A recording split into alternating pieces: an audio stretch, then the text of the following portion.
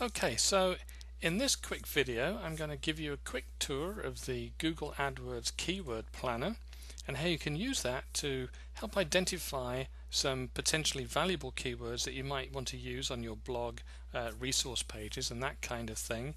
Now, the Keyword Planner is part of the Google AdWords product, but you don't actually need to run any paid ads in order to use it. You just need an AdWords account, which is free. So here I am at the login screen, so I'll just go and sign into my AdWords account right here.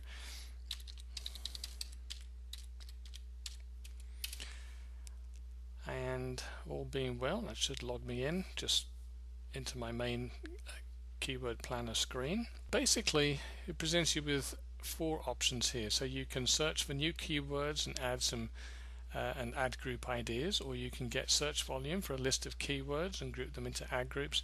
You can get traffic estimates and that kind of thing, and you can multiply your keyword list together by kind of giving them two sets, and they'll multiply those words together. So for example, you might have photography, pets, brides in one set, and your city or a group of cities in the second set, and it will mix and match those all together to create a whole new different set of keywords.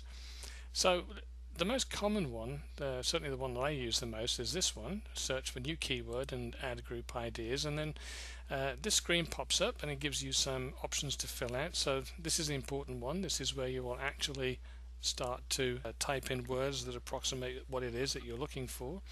You can also put in a landing page, and what it will do, it will load that page up, extract some of the most prominent keywords from it, and use that as a basis to give you even more keyword ideas. Or you can select a product category from the drop down list. I don't find that particularly useful a lot of the time for photography, so I tend to stick with this top box right up here. So let's put in something like wedding photography, and if I can spell it correctly, there we go, wedding photography, and we'll also put in something like bridal portrait tips as well, and something like that. We can now refine our targeting by choosing all locations, or we can choose specific countries or cities or regions. Options there are quite large, so you can actually narrow your search down to quite a small area. So I'm going to just change this and put in the United States, just so that we can pick, just say, this country. It's just to show you how it works. And then the only other one that really I suggest that you mess around with, at least to begin with, is the keyword options here, and check this one on that says only show ideas closely related to my search terms, otherwise you may get a whole bunch of ideas. So let's go ahead and click the search button and let Google go and do its work.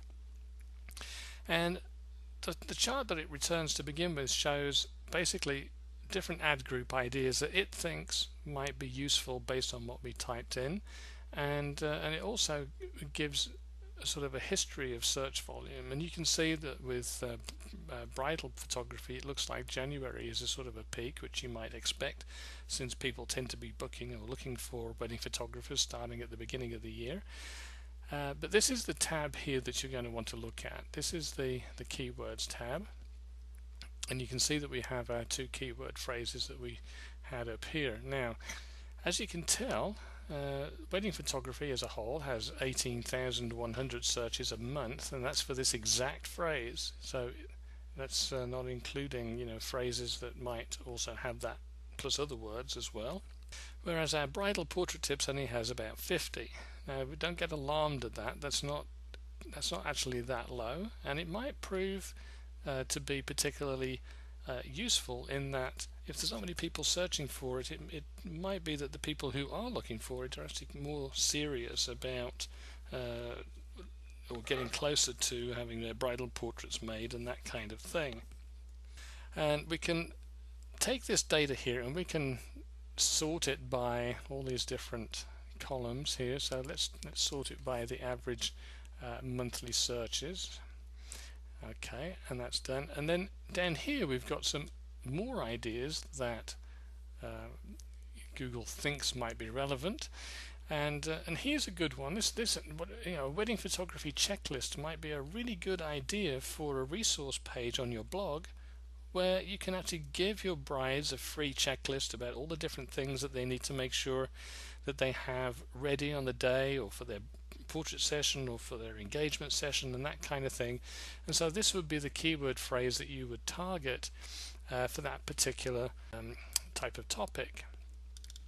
Now, let's talk about some of these other columns here, because they do tend to cause a little bit of confusion sometimes. So this one's self-explanatory. It just says how many searches a month are conducted using that exact phrase. Competition is either high, medium, or low, and that doesn't mean how hard it's going to be for your keyword to be ranked in your content. What it actually means is how much competition is there in the advertising space for that keyword. So in other words, for wedding photography prices, there's high competition for that keyword phrase in the ads that are currently running, whereas wedding photography tips has low competition. Now, the suggested bid, this is another one as well. This basically is an estimation by Google of how much they suggest that you bid per click if you were to run an ad on that particular keyword. And what we can do is we can actually sort these keywords by suggested bid, and you can see that some of them actually get to be quite high. I mean, wedding photography school has very low searches, but people are paying almost $25 a click, or bidding that much. They probably aren't paying quite that much, but still, that's a very high number. And what this indicates is that the higher this number here, the more likely it is that the people using this keyword are in a buying frame of mind. They're searching the web looking for something to purchase, and so wedding photography school might be indicative that people are looking for tuition on how to be a wedding photographer, how to get better at wedding photography, that kind of thing. And so the advertisers who are selling services to those people are obviously quite happy to spend more per click. So let's go back to our average monthly searches here. We don't really need to worry about these other two columns.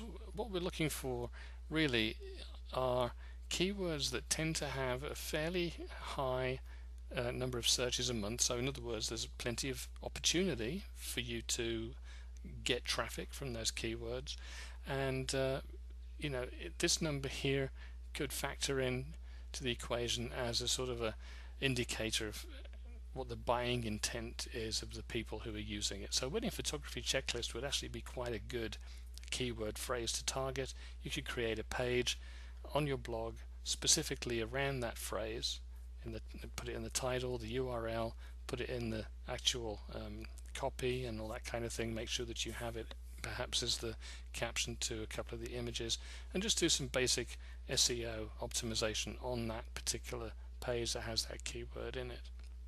So hopefully that gives you an idea of how you can use this tool. It's really really useful. I use it all the time whenever I'm producing new blog content. If I'm writing pages on the blog that I want to target something specific, I'll use this to kind of hone in on what might be the best keywords for me to use, because they're not always the ones that I think of at first glance.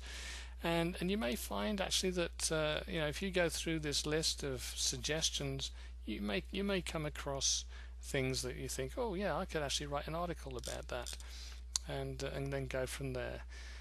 What you could also do is you could take this keyword. Let's take that one, and let's go over to Google and actually do a search for it. And we'll actually search for that keyword, and we'll see what types of results it pops up. Then we can look at some of the examples of type of content that people are putting out there, see what ranks high and all that kind of thing. So down here at the bottom of the page, we also have some searches related to wedding photography checklist. So these are some additional keywords that you might actually find useful for creating content around. For example, wedding photography poses checklist might be a very good one. Wedding photography contract, that could be not just a page that has a contract on it, but it could be some advice for brides on what to look for in a photographer's contract, and the kind of clauses that they might want to look for that might raise a red flag for them or might put them at further ease and that kind of thing. So always check at the bottom of the search page to see if there's any related searches that you can capitalize on. So there you go.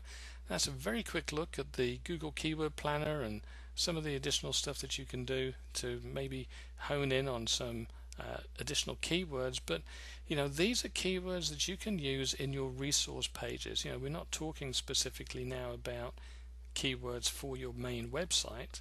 I mean, if you were a wedding photographer in Houston, Texas, then you would be looking for keywords like wedding photography Houston or Houston wedding photographer, things like that. For resource pages, what you're looking for are topics that your target market might be either struggling with, they may be apprehensive about, they may need some extra advice on, or they could use some really cool tips and ideas for.